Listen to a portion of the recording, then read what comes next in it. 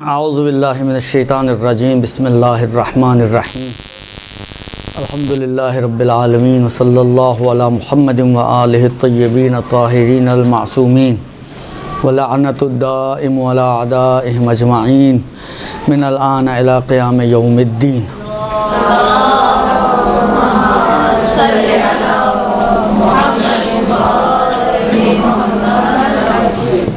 عرض کروں آپ کی خدمت میں کہ تقلید میں اگر آپ غور کریں تو ہمارے پاس چار امکانات، عقلی امکانات بنتے ہیں تقلید کے حوالے سے۔ اب دیکھنا ہے کہ اس میں سے کون سی تقلید جو ہے وہ صحیح ہے۔ چار پاسبلٹیز بنتی ہیں عقلی طور پر کہ رجوع کرنے والا اور جس کی طرف رجوع کیا جائے، صحیح نا؟ مثلا فرض کریں آپ رجوع کر رہی ہیں ایکس کی طرف، تو آپ رجوع کرنے والی اور ایکس جس کی طرف رجوع کیا جا رہا ہے، جس کو آپ کہتے ہیں مرجع، یعنی جس کی طرف رجوع کیا گیا ہے۔ یا تو یہ جو دو افراد ہیں، رجوع کرنے والا اور جس کی طرف رجوع کیا جا رہا ہے، یا تو دونوں عالم ہیں یا دونوں جاہل ہیں، یا رجوع کرنے والا عالم اور جس کی طرف کیا جا رہا ہے وہ جاہل، یا الٹا کہ رجوع کرنے والا جاہل اور جس کی طرف رجوع کیا جا رہا ہے وہ عالم۔ یہ چار صورتیں بنتی ہیں، پانچویں کوئی صورت نہیں بنے گی، اس لیے اپنے آپ کو زیادہ پریشان مت کیجیے گا ڈھونڈنے کے لیے۔ یہ چار عقلی پاسبلٹیز ہیں، اس کے علاوہ اور نہیں بنے گی۔ یا دونوں عالم ہوں گے، یا دونوں جاہل ہوں گے، یا رجوع کرنے والا جاہل ہوگا اور جس کی طرف رجوع کیا جا رہا ہے وہ عالم، یا رجوع کرنے والا عالم اور جس کی طرف رجوع کیا جا رہا ہے وہ جاہل۔ پاسبلٹیز یہ چار بنتی ہیں۔ اب دیکھنا یہ ہے کہ تقلید ان میں سے کون سی پاسبلٹی بنتی ہے۔ آیا چاروں میں تقلید صحیح ہے؟ چاروں تقلید، یعنی یہ تقلید ہو رہی ہے نا، ایک رجوع کر رہا ہے ایک کی طرف رجوع کیا جا رہا ہے، یعنی تقلید۔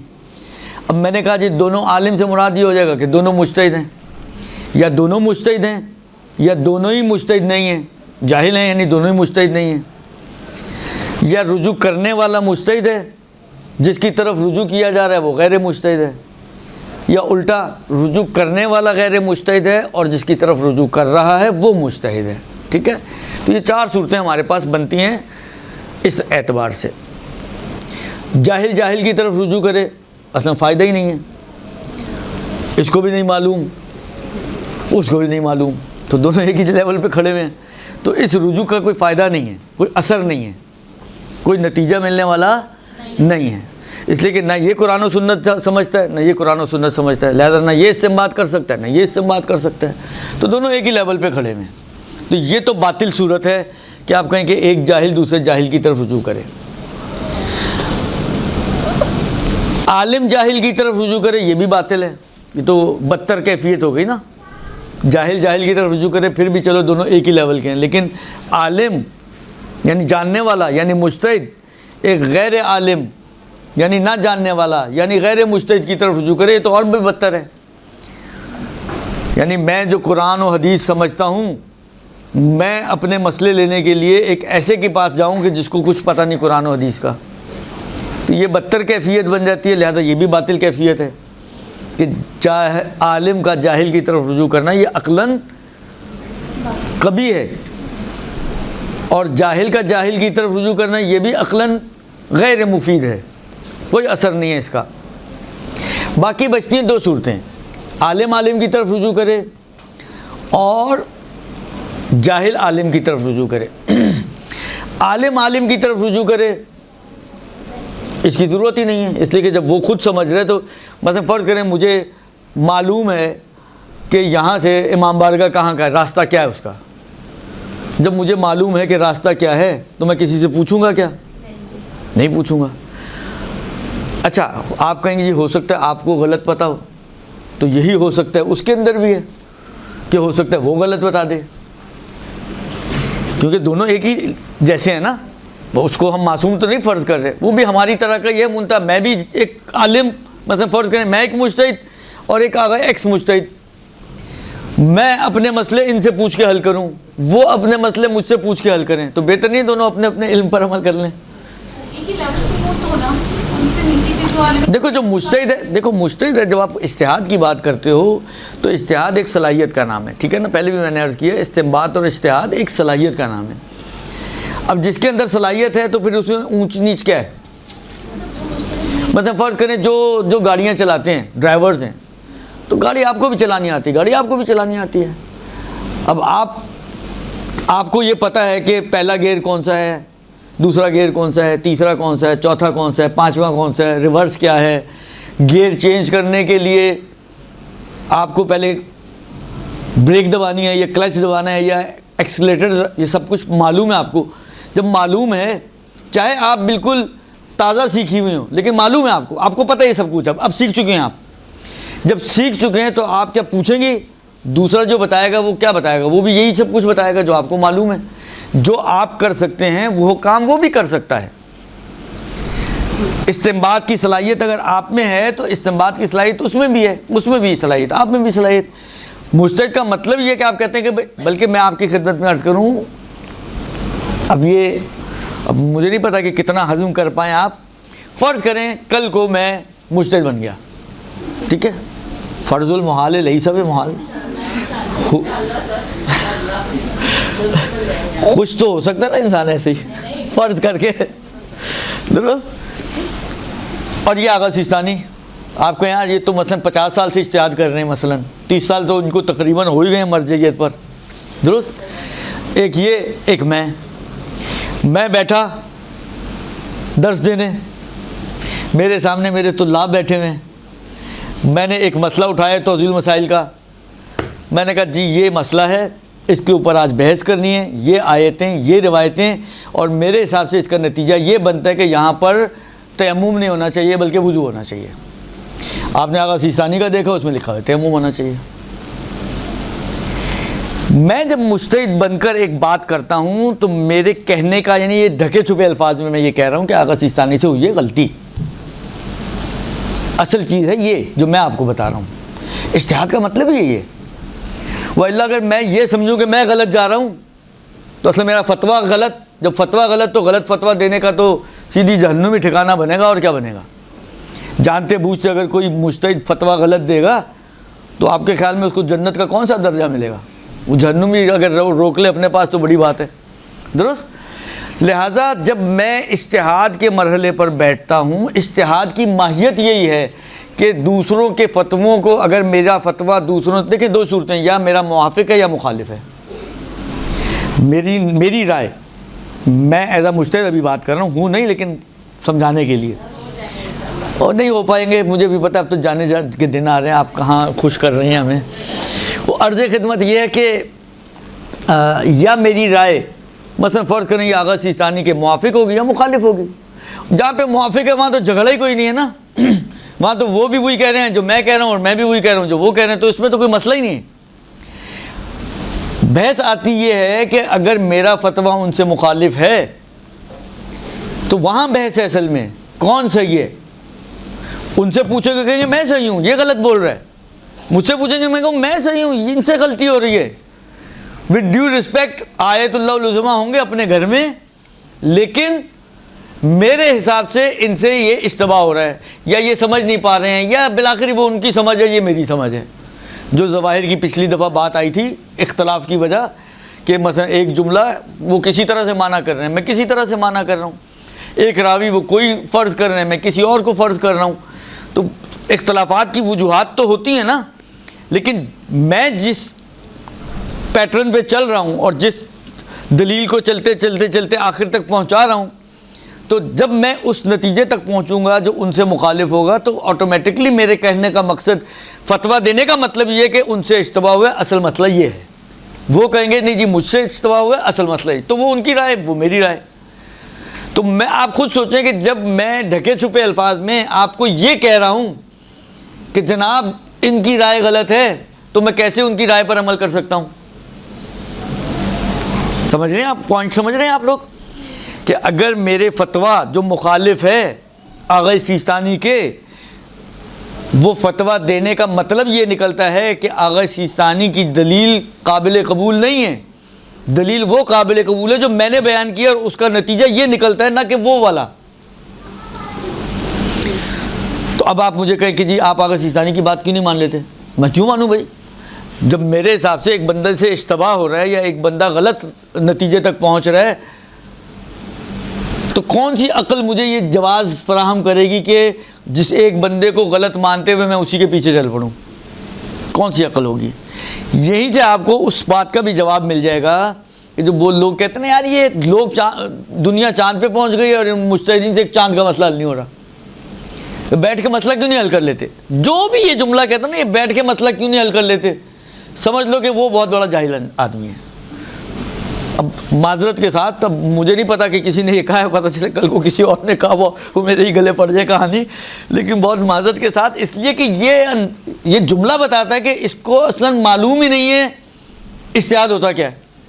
اس لیے اس اینگل سے میں نے کہا کہ وہ جاہل ہے، کہ اس کو اس کا مطلب ہے کہ معلوم ہی نہیں ہے کہ اجتہاد کی ماہیت کیا ہے۔ جو بھی یہ بات کرتا ہے، دیکھیں میں آپ کو بتاؤں، میرے اپنا خیال یہ ہے کہ پڑھا لکھا آدمی تو یہ نہیں بولے گا۔ اگر واقعی پڑھا لکھا ہے تو اس کو معلوم ہے، لہٰذا وہ کبھی ایسی بات نہیں کرے گا۔ یہ عام طور پہ وہ لوگ کرتے ہیں جو ان پڑھ قسم کے لوگ، ٹوپی شیروانی پہن کے ممبروں پہ چلے گئے، کوئی امامہ لگا کے ممبروں پہ چلا گیا، کوئی کیا، پڑھا لکھا کوئی ہے نہیں۔ کچھ لوگ ہوتے ہیں اس قسم کے کہ وہ اب اعلیٰ ہر شخص کی اپنی دوائی ہوتے ہیں کہ کیوں کر رہا ہے، کیسے کر رہا ہے، اب جو بھی اس کی وجہ رہی ہو، لیکن ایسے افراد آپ کو معاشرے میں ملیں گے کہ جو، یعنی میں ایسے لوگوں کو خود جانتا ہوں کہ جنہوں نے مدرسوں کی شکل نہیں دیکھی لیکن وہ امامہ پہن کے ممبر پہ بیٹھتے ہیں یا بیٹھتے تھے، درست۔ اب آپ کے لیے میں بھی امامے والا ایک مولوی صاحب، آغا صاحب، اور وہ دوسرا بیٹھا ہوا ہو تو وہ بھی مولوی صاحب اور آغا صاحب ہے، آپ کے لیے میرے اور اس میں کیا فرق ہے؟ صرف آپ یہ نہیں سمجھیں کہ آپ ابھی مدرسۃ القائم کی اسٹوڈنٹ ہیں، ایک عوام کے طور پہ آپ دیکھیں، آپ کسی مجلس میں گئی ہیں، ایک مجلس میں پہنچی، میں بیٹھا تقریر کر رہا ہوں، دوسری مجلس میں پہنچی وہ دوسرے صاحب بیٹھے تقریر کر رہے ہیں، وہ بھی امامے والے ہیں، میں بھی امامے والا ہوں، اس نے بھی عبا کپا پہنی ہے، میں نے بھی پہنی ہوئی ہے، تو آپ کے لیے کیا فرق ہے دونوں میں؟ کوئی کرائٹیریا نہیں ہے آپ کے پاس۔ آپ دیکھیں گے یار یہ بھی مولوی صاحب ہیں، وہ بھی مولوی صاحب ہیں، ٹھیک ہے جی، آپ دونوں کو ایک ہی نگاہ سے دیکھیں گی، آپ کی نگاہ جو ہوگی وہ ایک جیسی ہوگی، اس لیے کہ دونوں آپ کے لیے بالآخر ایک معمم، ملبس، صاحب، یعنی لباس کے اعتبار سے صاحب علم ہے، درست۔ یہ اور بات ہے کہ میں نے کہا نا کہ ہمارے یہ بڑی مشکلات ہیں کہ صاحب علم کو نکالنا بڑا مشکل ہے، یعنی ایسے افراد زیادہ ہیں تعداد میں کہ جو لباس میں آپ کو نظر آئیں گے لیکن علم ان کا، یعنی وہ منہ کھولتے ہیں پتہ چل جاتا ہے کتنا علم ہے۔ اسی لیے میں کہہ رہا ہوں کہ اگر کوئی شخص یہ جملہ بولتا ہے کہ یہ بیٹھ کے مسئلہ حل کیوں نہیں کر لیتے، تو اس کا مطلب یہ ہے کہ اس کو سسٹم ہی نہیں معلوم ہے، اس کو اجتہاد ہی کا نہیں پتہ ہے۔ نتیجتاً یہ چیزیں وہی والی بات ہے نا کہ مثلا فرض کریں آغا خوئی، خدا رحمت کرے، آغا خوئی کا نظریہ تھا کہ پوری دنیا میں کہیں پہ بھی چاند ہو جائے، اگر رات کامن ہے تو ہر جگہ کے لیے چاند ثابت ہے، جہاں جہاں رات کامن ہے، مشترک ہے، چاہے ایک اول شب ہو اور دوسرے کی آخر شب ہو، بس تھوڑی سی اگر وہ آپس میں اوور لیپ کر رہی ہیں دن اور راتیں دونوں شہروں کی تو کافی ہے، تو کم و بیش آدھی دنیا میں چاند ثابت ہو جاتا تھا۔ آغا خمینی خدا رحمت کرے وہ کہتے تھے کہ نہیں جی افق ایک ہونا چاہیے، تو دونوں کے نظریات میں فرق بہت تھا۔ اب آپ آغا خوئی کو کہیں یار آغا خمینی کے پاس بیٹھ کے طے کرو، تو کیسے طے کریں گے؟ مجھے یاد پڑتا ہے ہمارے استاد نقل کیا کرتے تھے کہ آغا خمینی کے فرزند شاید احمد خمینی ان کے درس میں جایا کرتے تھے، درس خارج میں، اور باپ بیٹا میں اکثر نزاع ہو جاتی تھی کسی مسئلے پہ، علمی بحث، اور ایٹ دا اینڈ نہ یہ ان کو قائل کر پاتے تھے نہ وہ ان کو قائل کر پاتے تھے۔ تو ایک عربی کا شعر ہے جس کا آیت میں اگر ترجمہ کرنا چاہوں تو وہ یہ ہے لکم دینکم ولی دین،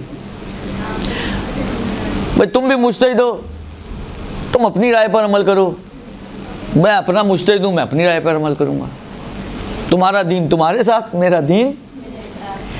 تو بیٹھ کر قائل کرنا کوئی آسان کام نہیں ہوتا، اس لیے کہ وہ جو فتویٰ دے رہا ہوتا ہے ساری چیزوں کو پیچھے سے دیکھ کر سب کو رد کر کے، یعنی سمجھے کچلتا کچلتا کچلتا وہاں تک پہنچتا ہے، اور یہ جو پہنچا ہے وہ اپنے، یعنی اس نے ان کی، دیکھیں یہ دو نظریے ایسے نہیں کہ آغا خوئی اور آغا خمینی کے زمانے میں ہی وجود میں آئے ہوں، اس سے پہلے تھے ہی نہیں، یہ پیچھے سے چلے آ رہے ہیں۔ تو پیچھے سے جب نظریات چلے آ رہے ہیں تو اس کا مطلب ہے اس کے سپورٹ کرنے والوں کی دلیلیں موجود ہی ہیں نا پہلے بھی، اور اس کو سپورٹ کرنے والے کی بھی دلیلیں موجود ہیں۔ تو جو یہ فتویٰ دے رہا ہے اس نے یہ سب کچھ دیکھا ہے نا، وہ دیکھتا ہے، رد کرتا ہے کہ یہ غلط ہیں، اس میں یہ گڑبڑ ہے، اس دلیل میں یہ مشکل ہے، اور پھر اپنی بات کو ثابت کرتا ہے۔ وہ جو بعض لوگ ذاکری کرتے ہوئے بولتے ہیں نا لا الہ الا اللہ میں پہلے نفی ہے پھر اس بات ہے، تو یہاں پہ بھی یہی ہوتا ہے اجتہاد میں، پہلے نفی کی جاتی ہے کہ یہ جو دلیلیں لائی گئی ہیں اس کے اگینسٹ یہ سب باطل ہیں، اور پھر اپنے نظریے کو ثابت کیا جاتا ہے۔ ایسا نہیں ہے کہ اس نے دیکھے بغیر فتویٰ دے دیا، اس نے دیکھے بغیر فتویٰ دے دیا، اس میں پھر بھی آپ گنجائش نکال سکتے تھے کہ چلو دونوں بیٹھ جائیں، لیکن جو سب کچھ دیکھ کر آئے ہوں اس کو اب کیا سمجھائیں گے آپ؟ اس نے اس کی دلیلیں دیکھی ہیں، اس نے اس کی دلیلیں دیکھی ہیں، یہ ان کو رد کر رہا ہے، وہ ان کو رد کر رہا ہے، ایٹ دا اینڈ پھر وہی ہوتا ہے لکم دینکم ولی دین۔ لہٰذا اجتہاد، دونوں مجتہدوں کا ایک دوسرے کی طرف رجوع کرنا اولاً تو معقول، یہ بھی معقول نہیں ہے، اس لیے کہ میں جس کو غلط سمجھ رہا ہوں میں کیسے اس کی طرف رجوع کروں، وہ جس کو غلط سمجھ رہا ہے وہ کیسے میری طرف رجوع کرے گا؟ تو ایک مجتہد کا دوسرے مجتہد کی طرف رجوع باطل ہے، قبیح ہے عقلاً، درست؟ تو آ جا کے کیا بچ گیا پھر؟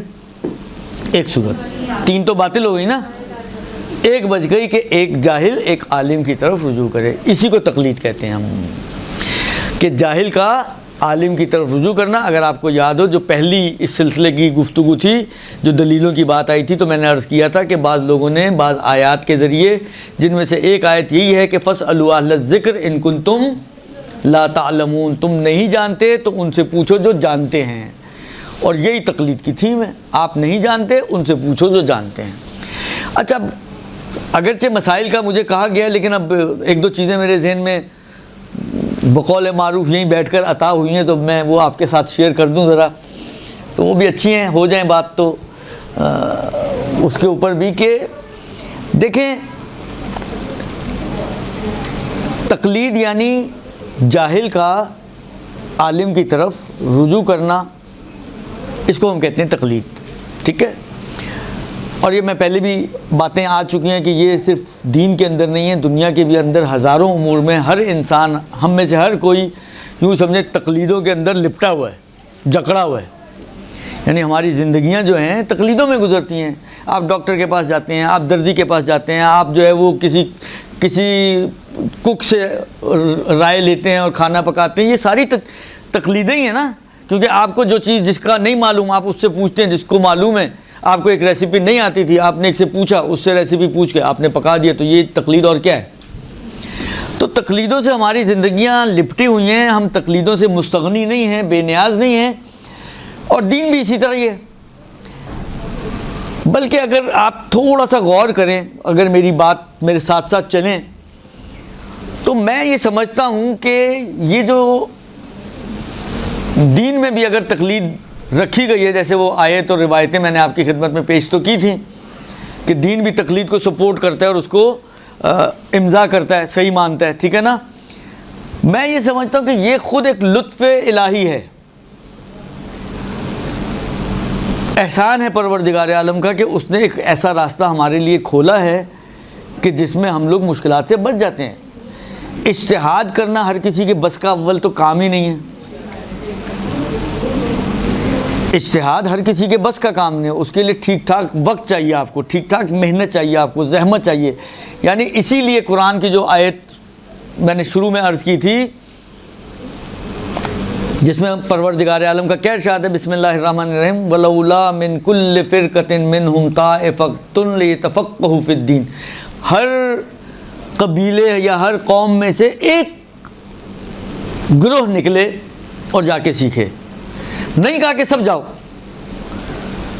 بھئی ذمہ داری تو سب کی ہے نا، نماز مجھے پڑھنی ہے نہیں پڑھنی ہے، خدا مجھ سے کیسی نماز چاہتا ہے، کس وقت میری کیا ذمہ داری ہے، یہ میری اپنے طے کرنا ہے نا، مجھے طے کرنا ہے کہ خدا مجھ سے کیا چاہتا ہے، تو میری ذمہ داری ہے۔ مجھے روزہ رکھنا ہے، مجھے حج کرنا ہے، مجھے خمس دینی ہے، مجھے زکوٰۃ کرنی ہے، مجھے مثلا فرض کریں کسی موقع پہ جہاد کے لیے نکلنا ہے نہیں نکلنا ہے، یہ جتنے بھی امور ہیں، کہاں جھوٹ جائز ہے، کہاں جھوٹ حرام ہے، کہاں غیبت جائز ہے، کہاں غیبت حرام ہے، کون سا گانا سن سکتا ہوں، کون سا گانا نہیں سن سکتا ہوں، کون سے گیمز کھیل سکتا ہوں، کون سے گیمز نہیں کھیل سکتا ہوں، کن کنڈیشن سے کھیل سکتا ہوں، یہ ساری وہ چیزیں جو ہر انڈیویجول کی اپنی ذمہ داری ہے کہ طے کرے کہ خدا ان تمام موارد میں آپ سے کیا چاہتا ہے۔ جب ہر انڈیویجول کی اپنی ذمہ داری ہے تو پھر ہر انڈیویجول کے اوپر واجب ہونا چاہیے نا کہ اور اس کا ایک ہی ذریعہ ہمارے پاس، امام تو ہے نہیں موجود، غیبت امام میں بالخصوص ہمارے پاس یہی ایک راستہ ہے کہ ہم جائیں، جا کے اجتہاد کریں اور جا کے خود قرآن اور حدیث سے نکالیں کہ خدا ہم سے کیا چاہتا ہے۔ اب پورا پاکستان اٹھ کر حوضہ علمیہ قم نجف میں پہنچ گیا، چلیں پورا پاکستان نہ صحیح، پورے پاکستان کے مومنین و مومنات، ایک تو وہاں کی مشکلات، اتنی اکوموڈیشن دیں کہاں سے، درست، پھر دوسرا وہی والی بات ہے، جب سب پڑھائی کے لیے نکل آئیں گے تو کام تو ایک دیکھیں، دو کشتیوں کا سوار کبھی بھی کامیاب نہیں ہوتا، ٹھیک ہے نا۔ آپ کہیں کہ جی میں کماؤں گا بھی اور میں پڑھائی بھی کروں گا، یہ آج کے زمانے میں کوئی آسان کام نہیں ہے، کہنا، سوچنا، تصور کرنا یہ سب آسان ہوتے ہیں، جب آپ پریکٹیکل گراؤنڈ پر آتے ہیں، جب بیٹھ کر آپ کو 10 گھنٹے کی پڑھائی کرنی پڑے گی تو آپ کب جا کے 10 گھنٹے دن کے آپ پڑھائی کریں، رات کے 8-10 گھنٹے آپ پھر جا کے کام کریں، تو پھر سوئیں گے کب اور باقی ضروریات زندگی کب پوری کریں گے آپ، تو آسان چیز نہیں ہوتی ہے۔ اب یہ سارے چلیں، آپ تھوڑی دیر کے لیے فرض کریں سارے کوئی کھانے کا انتظام ہو گیا، سب کا رہائش کا انتظام ہو گیا، لیکن ہر کسی کی کیپیبلٹی ایک جیسی نہیں ہوتی۔ ایک مسئلہ آپ سمجھائیں، جب پوچھو سمجھ میں آ گیا، آدھی کہتی ہیں جی، آدھی کہتی ہیں نہیں، یا چلیں آدھی نہ بھی ہوں، 10% بھی نام والی نکل آئیں تو آپ کو بالآخر پھر سے ریپیٹ تو کرنا پڑے گا نا ان 10% کو سمجھانے کے لیے۔ کب تک ریپیٹ کرتے رہیں گے؟ جب تک کہ ان کی سمجھ میں نہ آئے، اور سمجھ میں نہ آئے تو کیا کریں گے؟ دیکھیں مشکلات، اچھا چلیں جی آپ سب یہاں آ گئے، اب یہاں کے جو سارے امور زندگی ہیں وہ کیسے گزریں گے؟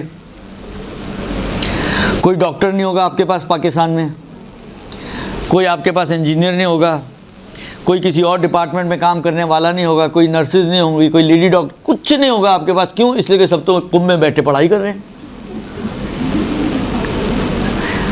یعنی پورا نظام زندگی انسان کا مختل ہو جائے گا، خلل پیدا ہو جائے گا نظام زندگی میں۔ میں پھر کہہ رہا ہوں شاید تصور اتنا مشکل نہ ہو، لیکن پریکٹیکل گراؤنڈز پر اگر آپ جائیں تو کوئی آسان چیز نہیں ہے یہ جو میں کہہ رہا ہوں۔ لہٰذا پروردگار عالم نے ہر انسان کو ایک سہولت دی ہے کہ تم میں سے جو کر سکتے ہیں وہ جائیں جا کے کریں، جو نہیں کر سکتے ہیں تو وہ اسی آیت کے اندر ہے، لولا نفر من کل فرقۃ منہم طائفۃ لیتفقہوا فی الدین ولینذر قومہم اذا رجعوا الیہم لعلہم یحذرون، تاکہ یہ آ کے اپنی قوم کو ڈرائیں اور ان کی قوم شاید ڈرے اور مثلا ہدایت پا جائے، تو ان کی ذمہ داری ہے کہ وہ آ کے قوم کو سکھائیں، درست۔ اچھا یہاں سے فتوے کی حجیت بھی نکالتے ہیں کہ اگر ان پر واجب ہو کہ آ کے قوم کو سکھائیں اور ہم پر واجب نہ ہو کہ ان کی بات مانیں تو پھر ان کا سکھانا ہی لغو ہو جائے گا، ان کا سکھانا ضروری، ہمارا سیکھنا واجب نہیں، لہٰذا کہتے ہیں کہ آپ پر سیکھنا بھی واجب ہو جائے گا، اس لیے ان کا فتویٰ آپ کے لیے حجت بن جاتا ہے، درست۔ لہٰذا کہنے کا مقصد صرف اتنا ہے کہ یہ لوگ کہ جو اعتراض کرتے ہیں تقلید کے اوپر، یعنی واقعاً انتہائی نافہم قوم ہے، اتنی نافہم کہ ان کو اتنی سی بات سمجھ میں نہیں آتی کہ وہ اگر تقلید نہیں کریں گے تو ہر انڈیویجول کی اپنی ذمہ داری ہوگی، وہ جائے جا کے اجتہاد کرے۔ مزے کی بات تو یہ کہ یہ لوگ اجتہاد کو بھی نہیں مانتے ہیں، جو پچھلی دفعہ بات آئی تھی، لیکن کرنا پڑے گا۔ اگر خدا یعنی یہ سمجھتے ہیں ہم اصول کافی کا ترجمہ یا من لا یعذر الفقیہ کا ترجمہ بغلوں میں لے کے گھومیں گے تو ہمارا مسئلہ حل ہو گیا، میں نے پہلے بھی کہا تھا مسئلہ حل نہیں ہوتا ہے اس سے، یہ خود آپ تقلید کر رہے ہیں. ترجمہ آپ نے خود تو نہیں کیا نا, کسی کے کیے ہوئے ترجمے پر آپ رلائے کریں تو تقلید اور کیا ہے. ایک تقلید سے بچنے کے لیے ایک دوسری تقلید میں پھنسے ہوئے, من حیث لا یشعرون, لیکن سمجھنے کے لیے بھی تیار نہیں کہ ہم تقلید ہی کر رہے ہیں, سمجھتے ہیں ہم بڑی فن خانیاں دکھا رہے ہیں. تو کہنے کا مقصد یہ ہے کہ یہ خود خدا کی طرف سے ایک سمجھیں کہ دروازہ کھولا گیا ہے تاکہ نظام زندگی میں خلل پیدا نہ ہو. جو نہیں سیکھ سکتے ان کے لیے مشکلات پیدا نہ ہوں. سیکھنے والے بھی تمام اگر وہاں چلے گئے اتنے ذہین لوگ تو باقی ساری فیلڈز جو ہیں وہ خالی ہو جائیں گی. وہ خود ایک مشکلات کا ذریعہ بنتی ہیں بعض اوقات. لہذا ایک راستہ کھولا گیا کہ بھئی آپ صحیح ہے, آپ نہیں جانتے نا تو آپ ان سے سیکھ لیں یا ان سے پوچھ لیں کہ جو جانتے ہیں. آپ مجتہد نہیں ہیں, آپ مجتہد کی طرف رجوع کر لیں,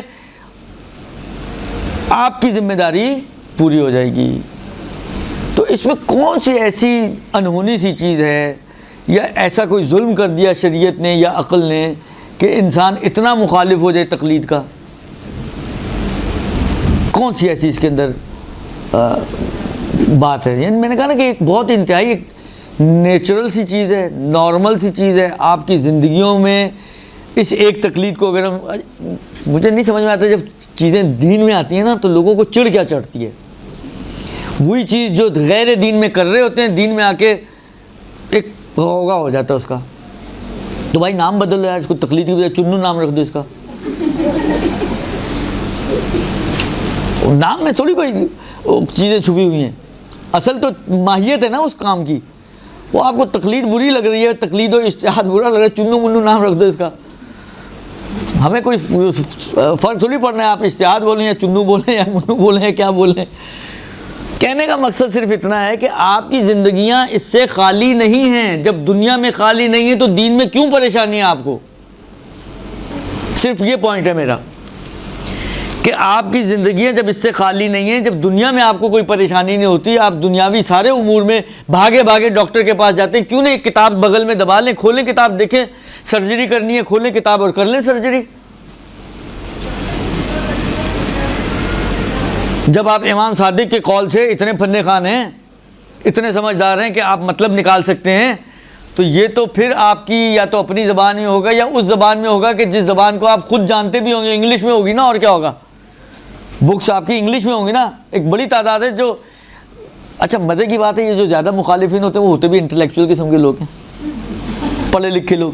تو آپ تو ویسے ہی پڑھے معاشرے کا پڑھا لکھا حصہ ہیں, تو کھولیں کتاب اور کریں سرجری. کیوں ادھر ادھر ڈاکٹروں کے پیچھے بھاگتے ہیں؟ ڈاکٹروں کے پیچھے کیوں بھاگتے ہیں؟ کون اچھا ہے, کون برا ہے, کون اسپیشلسٹ ہے, کون کس نے کتنے کیسز کیا. اب تو پوری ہسٹری نکل آتی ہے, آپ گوگل علیہ السلام پہ جائیں کہ ڈاکٹر نے کتنے کیسز کیے, کتنے بگاڑے, کتنے سنوارے, کتنے 4 سٹار ہے, 5 سٹار پہ چل رہا ہے, 4.5 پہ چل رہا ہے, 4.8 پہ چل رہا ہے, سب نکل آتا ہے آج کل. تو کیوں اتنی چھان بین کرتے ہیں؟ ایک کتاب پکڑیں میڈیکل سائنس کی, کھولیں دیکھیں وہاں کہاں لکھا ہوا ہے, جہاں پہ بھی آپریشن کی کوئی بات چیت کی ہوئی ہے کتاب کھول کے سامنے رکھیں, بندہ سامنے لٹائیں تو کر لیں. جان نہیں سمجھ میں آتا, جان کا مسئلہ ہے. ارے جان سے زیادہ اہم ایمان ہے انسان کا, وہ ایمان کا مسئلہ ہے. ایمان کے اوپر تو آپ بڑے آرام سے چھکے مارتے ہیں, اور جان کی بات آتی ہے تو آپ احتیاط پہ آ جاتے ہیں. جس طرح ایمان کے اوپر آپ آگے آ کے ہاف پچ پہ آ کے چھکا مارتے ہیں نا, تو اسی طرح پھر ایمان جان پہ بھی کھیلیں. جان پہ تو آپ کو بڑی فکر ہے کہ جان نہ چلی جائے, ایک کٹ غلط لگ گیا تو پتہ نہیں دل کی بجائے جگر ہاتھ میں آ گیا, اور جگر کھولنا تھا تو دل کھل گیا. بھئی جو پہلی دفعہ کر رہا ہوگا ہاتھ تو کانپے گا نا اس کا, کاٹے گا کہیں سے, کٹے گا کہیں سے. یہ ہاتھ انسان کے تہذیب اٹھا کر مسئلہ نکالتے وقت کیوں نہیں کانپتے؟ اس وقت بھی کانپنے چاہیے. یہ تو آپ دنیاوی لوگوں کی باتوں پہ اتنا کانپ رہے ہیں, وہ تو امام صادق کی بات ہے, وہ جو منبع علم الہی ہیں, جو علم الہی سے آپ سے, وحی الہی سے آپ سے بات کر رہے ہیں. وہی کوئی اتنی آسان چیز نہیں کہ آپ کہیں کہ جی وہ تو آپ اس کو جو ہے وہ پانی کی طرح پی جائیں. خلاصہ کلام یہ ہے کہ یہ پروردگار عالم کی طرف سے ایک لطف ہے کہ اس نے ایک دروازہ کھلا رکھا، ورنہ آج ہم یہاں نہ بیٹھے ہوتے، سب بیٹھے ہوتے کم میں یا نجف میں، اور وہاں بیٹھ کے دوسروں کا دماغ کھا رہے ہوتے۔ جی فرمائیں۔ جو نہیں کرتے وہ یہی بات بولتے ہیں کہ سارے مستحق ایک ہی فتویٰ میں رہتے ہیں، ان کو سمجھاؤ گے ایگزامپل دے کر ڈاکٹرس کی مثال تبدیل ہونے چاہتے ہیں۔ تو دیکھو مسئلہ یہ ہے کہ سمجھ ایسا نہیں کہ نہیں سمجھتے، سمجھنا چاہتے نہیں ہیں۔ میں نے آپ کی خدمت میں عرض کیا نا کہ دین میں جب یہی چیزیں آتی ہیں وہ پتہ نہیں ان کو کیوں نہیں سمجھ میں آتی، ڈاکٹر میں کیوں سمجھ میں آتی ہے، اور دوسری فیلڈ میں آپ کون، میں نے پچھلی دفعہ بھی عرض کیا تھا آپ کو کہ کوئی ایک فیلڈ لا کے دکھاؤ جہاں پہ کہیں اختلاف نہ ہوتا ہو۔ ہر فیلڈ میں آپ کے پاس اختلاف، ہر فیلڈ میں آپ کے پاس اختلافات ہیں، کوئی فیلڈ آپ کو ایسی نہیں ملے گی آپ کے اس میں کوئی اختلاف موجود نہیں ہے۔ تو جب ہر فیلڈ میں اختلافات آپ کو ہضم ہو جاتے ہیں تو دین میں اگر روایتوں کے اندر یا فتووں میں اگر اختلاف ہے، اس کی وجوہات کچھ تو میں نے بتائی تھی، 3-4 تو وجوہات آئی تھی پچھلے ہفتے، اور اس سے زیادہ وجوہات بھی علماء نے بیان کی، میں نے کتابیں 1-2 کا ریفرنس بھی دیا تھا۔ تو کہنے کا مقصد یہ کہ وہ سمجھنا نہیں چاہتے ہیں، ورنہ 2 + 2 کس کی سمجھ میں نہیں آئے گا۔ اب آپ نہ سمجھنا چاہیں تو آپ اٹکے رہیں 2 + 2 5، کوئی ڈنڈے بھی مارتا رہے، آپ کہیں نہیں جی 2 + 2 5، تو کیا کر لے گا کوئی؟ کچھ نہیں کر سکتا نا انسان۔ آپ ہی تنگ آ کے پیچھے ہوں گے، کہیں گے جہنم میں جاؤ بھائی، 2 + 2 5 تو جہنم میں جاؤ تم، اس سے زیادہ اور کیا کریں گے آپ؟ یہاں پہ بھی یہی ہے، نہیں مانتے تو پھر جاؤ جہاں جو تمہارا ٹھکانا ہے وہیں جاؤ، اور کیا۔ بہرحال یہ چیزیں کوئی ایسی نہیں ہیں جو سمجھ میں نہ آنے والی ہوں، انسان کو سمجھ میں نہ آ سکیں، کوئی اتنی راکٹ سائنس نہیں ہے کہ آپ کہیں یار یہ تو ہر کسی کی بس کی بات ہی نہیں ہے۔ آسان سی باتیں ہیں، آسان سی مثالیں دی گئی ہیں۔ اور چلیں ایک بات اور میں ان کے دفاع میں، اور پھر آپ کو اس کا جواب بھی میں دے دوں۔ میں نے کہا نا کہ آج میرے ارادہ نہیں تھا، آج مسائل بیان کرنے تھے، اس لیے بات دوسری طرف نکل گئی۔ ایک چیز جو ان کے پاس ہے جس کی بنا پر وہ یہ سمجھنا نہیں چاہتے بقول میرے، اور وہ یہ ہے، کوئی کہتے ہیں کہ یار یہ دیکھیں یہ تو سارے معصوم امام ہیں نا، کلہم من نور واحد، اولنا محمد، اوسطنا آخرنا وکلنا، تو جب سب محمد ہیں، سب ایک ہی ہیں، تو ایک ہی بات کریں گے نا۔ یہ 2 باتیں کہاں سے آ گئیں پھر؟ اصل وجہ ان کی یہ ہے، جو یہاں پر اٹکتی ہے ان کے بات، وہ یہ اٹکتی ہے کہ یہ سب معصومین کی، آپ دیکھیں باقی فیلڈ میں سرے پہ کوئی معصوم نہیں ہے، لیکن دین میں سرے پہ معصومین ہیں۔ جب معصومین ہیں تو پھر کیوں الگ الگ باتیں آتی ہیں؟ اس کا بھی علماء نے جواب دیا ہے۔ ایک تو یہ کہ بعض جگہ پہ معصومین نے اختلافات خود ڈالے ہیں۔ اب غور کیجئے گا، بات جو میں کرنے جا رہا ہوں ہے تھوڑی مشکل، لیکن ذرا سمجھنے کی کوشش کیجئے گا کہا کیا جا رہا ہے، نتیجے آخر میں نکالیے گا، پہلے نہ نکالیے گا۔ درست؟ ائمہ نے خود اختلاف ڈالے ہیں مومنین کی جان کی حفاظت کے لیے۔ کہیں پر اختلاف اس لیے ڈالا گیا تاکہ پتہ نہ چل سکے کہ یہ شیعہ ہے۔ حتیٰ زرارہ انتہائی جلیل القدر شخصیت ہے، 5ویں 6 امام کے اصحاب میں سے، اصحاب اجماع میں سے۔ اب اصحاب اجماع کیا ہوتے ہیں میں ابھی اس کی وضاحت میں نہیں جانا چاہ رہا، پھر بات اور دوسری طرف نکل جائے گی، لیکن یوں سمجھ لیں کہ 6 یا 8 شاید 6 یا 8 اصحاب 6 امام کے، 6 یا 8 اصحاب 7ویں امام کے، اور 6 یا 8 اصحاب 8ویں امام کے۔ یہ ان کے سارے جتنے بھی اصحاب اور ساتھی تھے ان میں سے جس کو کہیں ایکسٹریکٹڈ ہیں، یہ انتہائی جلیل القدر افراد ہیں۔ یہ 18 کے لگ بھگ ہیں، جو میرے خیال میں 6 ہیں ظاہراً، ٹھیک ہے، جن کو اصحاب اجماع کہا جاتا ہے۔ ان کی کچھ کوالٹیز ہیں کہ ان کے بارے میں یہ نظریہ ہے کہ یہ امام کے علاوہ کسی اور سے نقل کرتے ہی نہیں ہیں، کسی اور کو گھاس ہی نہیں ڈالتے ہیں۔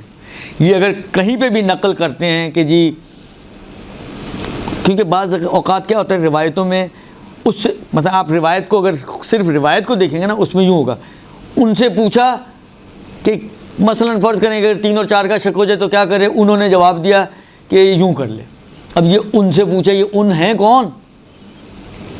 تو ان 18 کے بارے میں کہا جاتا ہے ان کے اس ان سے مراد ہمیشہ امام ہی ہوتے ہیں، اس لیے کہ امام کے علاوہ کسی اور سے نقل نہیں کرتے ہیں. یہ اتنے اعتبار ان کا زیادہ. ان میں سے ایک زرارہ ابن عیون ہے. لیکن آپ روایتیں جا کے دیکھیں, خود زرارہ کی مذمت میں روایتیں آئی ہیں. ایک طرف سے اصحاب اجماع میں سے ہیں, ایک طرف سے خود زرارہ کی مذمت میں چھٹے امام کے اقوال موجود ہیں. تو کسی نے پوچھا امام سے, تو کہا اس لیے کہ لوگوں کو یہ احساس نہ ہو سکے کہ یہ ہمارا بندہ ہے. جب ہم مذمت کریں گے تو وہ آٹومیٹکلی ہم سے, اگر ان کا ہوتا تو کیسے مذمت کرتے. یہ بات فوراً آتی ہے نا ذہن میں کہ بھئی اگر یہ امام صادق کا چاہنے والا ہوتا تو امام صادق کیسے اس کی مذمت کرتے. تو ہم بعض اوقات مذمت اس لیے کرتے ہیں تاکہ وہ چھپا رہے, بچا رہے, اس کی جان بچی رہے. علی ابن یقطین کا واقعہ آپ لوگوں نے شاید سنا ہوگا, اور کئی دفعہ سنا ہوگا. میں بہت مختصراً عرض کرتا ہوں کہ یہ ہارون کا وزیر تھے اور امام کے کہنے کے مطابق ہارون کے ساتھ تھے. اور اکثر جو اطرافی تھے ہارون کے, وہ ان کی چغلیاں کیا کرتے تھے کہ یہ شیعہ ہیں, یہ آپ کو تو مانتے ہی نہیں ہے, تو ساتویں امام کو مانتے ہیں اور ان کو تحفے تحائف بیچتے ہیں, یہ ہے وہ ہے, ایسا ویسے. ان کے واقعات آپ پڑھیے گا, اچھے واقعات ہیں, دلچسپ واقعات. ایک مرتبہ کسی نے خود پہلے علی ابن یقطین نے امام سے پوچھا کہ یہ فرمائیں کہ وضو کس طریقے سے کیا جاتا ہے. تو امام نے سنی طریقے سے وضو کرنے کا طریقہ لکھ کر بھیجا علی ابن یقطین کو, جو ان کا اپنا خاص بندہ ہے. سنی طریقہ لکھ کے بھیجا. اچھا وہ ہماری طرح کے تو تھے نہیں کہ چونچا چونچا چونچا کرتے, یہ کیا ہو گیا, اب آج تک تو یوں چل رہا تھا تو آج یہ ایک دم سے کیا ہو گیا. انہوں نے بھیجا, اس طریقے سے وضو شروع کر دیا. کسی نے ہارون کو مخبری کی کہ یہ تو امام کاظم کو سپورٹ کرتے تو تمہیں مانتے ہی نہیں ہے, یہ تو تمہارا بندہ ہی نہیں, تو ان کا بندہ ہے جو تمہارے پاس کام کر رہا ہے. اب اس وقت سب سے آسان ذریعہ جانچنے کا کہ یہ شیعہ ہے یا سنی ہے وضو تھا. اس نے بندے لگا دیے اس کے پیچھے کہ چیک کرو یہ وضو کیسے کرتا ہے. جب بندوں نے دیکھا یہ سنی طریقے سے وضو کر رہا ہے, آ کے اس کو خبر دی کہ تو سنی طریقے سے وضو کر رہا ہے. تو بجائے اس کے کہ وہ اس کو پکڑتا, وہ مخبری کرنے والے کو سزا ملی. اور اس کے بعد پھر امام نے اس کو خط لکھا کہ آج کے بعد سے وضو اس طریقے سے کرو. تو یہ اب سنی طریقہ ساتویں امام کی روایت ہے. اب کیا کریں گے, اس کو کہاں لے کے جائیں گے. ساتویں امام بولنے والے نا, غیر معصوم تو نہیں بول رہا. ساتویں امام کا طریقہ بتایا ہوا ہے, کہاں لے کے جائیں گی. لیکن اب وہی والی بات ہے کہ یہ مجتہد کا کام ہوتا ہے, وہ چیک کرے کہ کون سی روایت تقیتاً وارد ہوئی ہے, کون سی بغیر تقیے کے ہے. تو ان دونوں میں سے مثلا میرے پاس دو روایتیں آ گئی نا, ساتویں امام نے ایک طریقہ بتایا سنی طریقہ, ایک طریقہ بتایا شیعہ طریقہ. میرے پاس کیا کرائٹیریا کہ میں کہوں یہ والی ہے. میں تو صرف اکڑ بکڑ کر سکتا ہوں, اکڑ بکڑ بمبے بو 80-90 جہاں پہ ختم ہوا میں کہوں گا جی یہ والی. اس کے علاوہ میرے پاس کیا طریقہ ہے. آپ کو دے دیں گے, آپ اکڑ بکڑ کی بجائے اینی مینی میں نہ کر لیں گے, اور کیا ہوگا. ہمارے پاس تو یہی طریقہ ہے نا, کہیں ٹائی ہو جائے تو ہم اسی طرح ہی مسئلے کو حل کرتے ہیں, یا ٹاس کریں گے یا کوئی بھی بلاخر اس ٹائپ کی چیز. یہ مجتہد ہوتا ہے جس کو کئی ٹولز ہوتے ہیں کہ اس کو پتہ ہوتا ہے کہ اس میں سے کس طرح جانچنا ہے اور کس کو لینا ہے اور کس کے مطابق فتویٰ دینا ہے, کس کو چھوڑنا ہے. یہ میرا اور آپ کا کام ہی نہیں ہے, اس لیے کہ ہمارے پاس ٹولز ہی نہیں ہیں. ہمارے پاس اوزار ہی نہیں ہے اس کام کے کہ اگر روایتوں میں ٹکراؤ ہو جائے, دو روایتیں آ جائیں. اب یہ دو روایتیں ہیں, آپ کہیں جی یہ اختلاف کیوں ہے, کیا کریں گے آپ. اختلاف تو خود امام نے ڈال دیا, مسئلہ تو وہیں سے, یعنی جو ہماری بیس جہاں سے شروع ہو رہی ہے مسئلہ تو وہیں سے وجود میں آیا ہے. لیکن امام نے یہ چیزیں کی ہیں, لیکن امام نے ساتھ ساتھ ایسے افراد کی تربیت بھی کی ہے کہ جو یہ سمجھتے ہوں کہ کون سی لینی ہے اور کون سی نہیں لینی ہے. یعنی یہ جو زرارہ اور محمد ابن مسلم اور یہ اس ٹائپ کے جو لوگ ہیں, یہ فقہا ہوا کرتے تھے اس زمانے میں, اور ائمہ نے فقہا کی بعنوان فقاہت تربیت کی ہے. شاید اسی زرارہ کی روایت ہے, آ کے امام سے پوچھتا, مولا آپ کہتے ہیں سر کے مسح میں کچھ حصے پہ مسح کر لیں کافی ہے, پورا سر پہ مسح کرنا ضروری نہیں ہے. یہ کہاں سے سمجھ میں آیا. امام نے آیت پڑھی اس مسح کی, وَامْسَحُوا بِرُؤُوسِکُمْ, کہ یہ با سے سمجھ میں آتا ہے, کیونکہ با کا معنی ہے باز. عربی زبان میں یہ جو با آیا ہے اس با کا ایک معنی ہے باز، یعنی فمسحوا برؤوسکم اے فمسحوا بعض رؤوسکم، اپنے سروں کے بعض حصے کا مسح کرو۔ تو یہ سکھایا ہے امام نے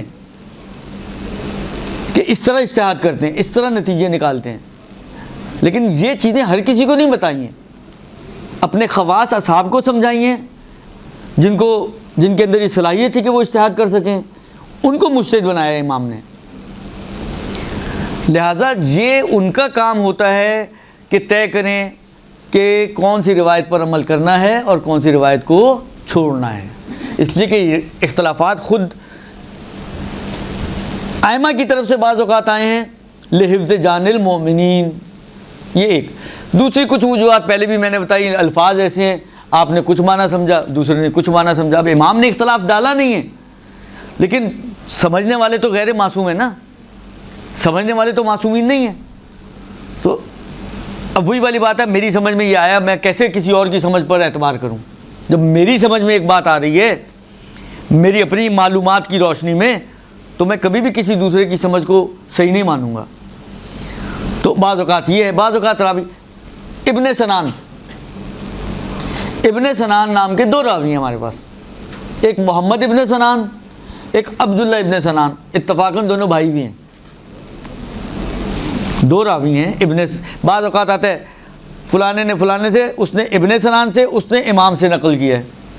اب یہ ابن سنان کو طے کرنا ہے کہ یہ کون سا والا ابن، کیونکہ دونوں میں سے ایک کے بارے میں بعض علماء قائل ہیں کہ وہ معتبر نہیں ہے، غالی تھا، کیونکہ انہوں نے بہت زیادہ اہل بیت کے مقام و مراتب و اس قسم کی روایتیں نقل کی ہیں جو بعض لوگوں کو اس میں غلو کی جھلک نظر آتی ہے، تو وہ ان کو کہتے تھے یہ غالی ہیں۔ اور عبداللہ ابن سنان ہے، اس کو مانتے ہیں معتبر۔ تو اب یہ مجھے طے کرنا ہے کہ یہ کون سا ابن سنان ہے۔ اب اگر میرا نتیجہ فرض کریں یہ نکلے کہ یہ محمد ابن سنان ہے اور میں محمد کو معتبر نہ مانتا ہوں، تو میں کیسے اس روایت پر عمل کروں گا؟ لیکن جس کا نتیجہ یہ نکلا ہو کہ یہ عبداللہ ابن سنان ہے، بھائی دونوں بھائی ہیں، ایک ہی زمانے میں ہی ہوں گے نا، ایک ہی زمانے کے ہیں، ایک ہی زمانے کے افراد ہیں، ائمہ بھی ان کو مشترکاً ملے ہیں۔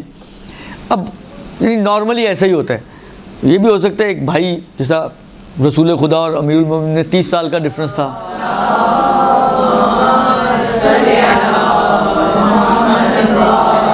تو عربوں میں تو سلسلہ چلتا رہتا نا، 10 اور 15 بیٹے ہیں، تو پہلا کب پیدا ہوا، 15واں کب پیدا ہوا، تو ایک چانس تو ہو سکتا ہے کہ دونوں کو الگ الگ زمانے مل گئے ہوں، لیکن نارملی یہی ہوتا ہے۔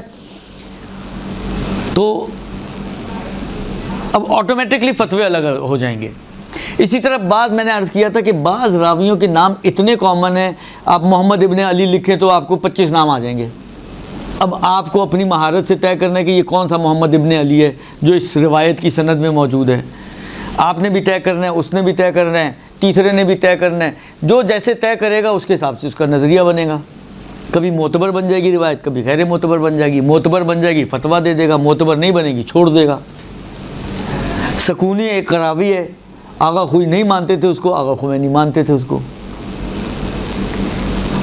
تو مختلف چیزیں ہیں جو اثر انداز ہوتی ہیں، اور اگرچہ بیس میں معصومین ہیں، لیکن معصومین میسر نہیں ہیں ہمیں کہ ہم ان سے پوچھ سکیں کہ آپ کی مراد کیا ہے۔ اب یہ مرادیں جو ہیں ہمیں خود سمجھنی ہے، کیونکہ ہمارے پاس جو چیز موجود ہے وہ اقوال معصومین ہے، ہمارے پاس جو چیز موجود ہے حدیثوں کی شکل میں وہ اقوال معصومین ہے۔ اب امام صادق تو کہہ کے اس دنیا سے رخصت ہو چکے ہیں، امام کاظم فرما کے اس دنیا سے جا چکے ہیں ظاہری دنیا سے۔ باقی ائمہ جن کی بھی حدیثیں ہمارے پاس موجود ہیں، مثلا امام باقر علیہ السلام کی حدیث ہے، تو امام اس دنیا سے جا چکے ہیں بول کے۔ اب امام کا ایک قول میرے سامنے آتا ہے، مجھے اس قول سے نتیجے نکالنے ہیں، میرے پاس امام اس کے ساتھ میسر نہیں کہ میں امام سے پوچھوں کہ مولا آپ کی اس قول میں کیا مراد ہے، کہ کنفیوژن ہی دور ہو جائے۔ اب امام تو ہے نہیں، اس لیے اب مجھے کیا کرنا ہے، مجھے انہی اوزاروں کے ذریعے کام کرنا ہے جو اس دنیا میں میرے لیے میسر اوزار ہیں اجتہاد کے۔ لہذا انہی اوزاروں پر عمل کرتے ہوئے میں نتیجے نکالتا ہوں۔ ممکن ہے نتیجہ صحیح نکلا ہے، ممکن ہے غلط بھی نکلا ہے، لیکن غلط نتیجہ نکلنے کی صورت میں مجھے کہتے ہیں معذور ہے۔ معذور ایک ہماری اردو زبان میں استعمال ہوتا ہے، جس کا بیچارے کے ہاتھ پیر ٹوٹے ہوئے ہوں، یہاں پہ یہ والا معذور نہیں، یعنی اس کے پاس عذر ہے، اس کے عذر کو مانا جائے گا۔ یعنی اگر ایک مجتہد اپنے اجتہاد کے ذریعے سے ایک نتیجے تک پہنچا اور اتفاقاً وہ نتیجہ لوہے محفوظ پر لکھے ہوئے مسئلے کے الٹا نکل آیا، تو خدا اس کو ڈنڈے نہیں مارے گا۔ مخالفت تو کی، اس نے خود بھی کی، یہ خود بھی اگر عمل کر رہا ہے اس مسئلے پہ تو خود بھی مخالفت کی، اور ایک بڑی تعداد مقلدین کی انہوں نے مخالفت کی، لیکن وہ بھی معذور ہیں، یہ بھی معذور ہے۔ اگر اس نے ایمانداری سے، دیکھیں ہم جب کہتے ہیں نا ایک مجتہد کو عادل ہونا چاہیے، تو عادل ہونے کے اندر بہت ساری چیزیں آ جاتی ہیں۔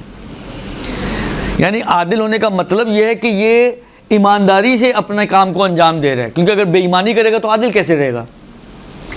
جب آپ ایک مجتہد کو عادل مانتے ہیں تو عادل ماننے کا مطلب یہی ہے کہ وہ پوری ایمانداری سے اپنے کام کو انجام دے رہا ہے، ڈنڈی نہیں مار رہا اپنی ذمہ داری کو انجام دینے میں، 2 نمبری سے کام نہیں لے گا اپنی ذمہ داری کو انجام دینے سے، بلکہ پوری جو اس کی علمی صلاحیتیں ہیں اس کو بروئے کار لاتے ہوئے جو نتیجہ نکلے گا وہ اسی کی بات کرے گا۔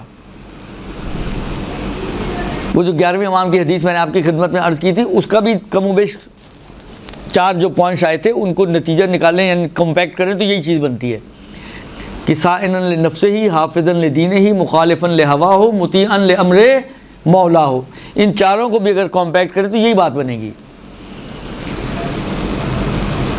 تو یہ جو اب نتیجہ نکال رہا ہے، کیونکہ اس نے پوری ایمانداری سے اپنی علمی صلاحیتوں کا استعمال کرتے ہوئے اس غلط نتیجے تک پہنچا ہے، لہذا پروردگار عالم اس کے عذر کو مانے گا۔ اور آپ کا عذر بھی قابل قبول ہے کہ آپ نے اس کی تقلید کی، آپ کے لیے یہ عالم ثابت ہو گئے تھے، آپ نے ان کی تقلید کی، تو آپ کے لیے بھی عذر موجود ہے، لہذا نہ آپ کو ڈنڈے پڑیں گے نہ ان کو ڈنڈے پڑیں گے۔ یہ ہے اجتہاد کے حجت ہونے کا مطلب، کہ اجتہاد حجت ہے اس کے حق میں بھی اور ہمارے حق میں بھی اس کا فتویٰ۔ حجت ہے کا مطلب یہ ہے کہ اگر تو مسئلہ مطابق نکل آیا تو اوکے، لیکن اگر مسئلہ مخالف نکل آیا تو یہ اجتہاد اس کے لیے اور تقلید ہمارے لیے ڈھال بنتی ہے قیامت کے میدان میں آتش جہنم کی نسبت۔ اگر یہ ڈھال ہمارے پاس نہیں ہوگی، یعنی ہم بغیر تقلید کے عمل کر رہے ہیں، تو گویا ہم بغیر ڈھال کے عمل کر رہے ہیں۔ جب بغیر ڈھال کے آپ میدان جنگ میں کود پڑیں بغیر ڈھال کے تو کیا ہوگا؟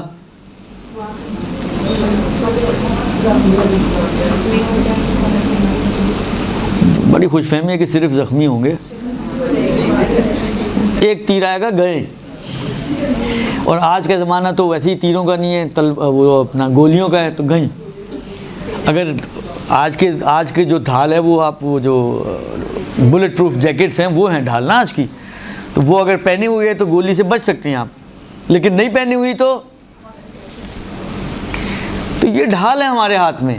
یعنی بجائے اس کے کہ ہم اس سے چڑھیں، ہم اس سے بدکیں، ہم اس کو برا بلا سمجھیں، اس کے کانسیپٹ کو اور اس کی تھیم کو سمجھنے کی کوشش کریں، تو یہ آپ کو آتش جہنم سے بچانے کا ایک وسیلہ ہے۔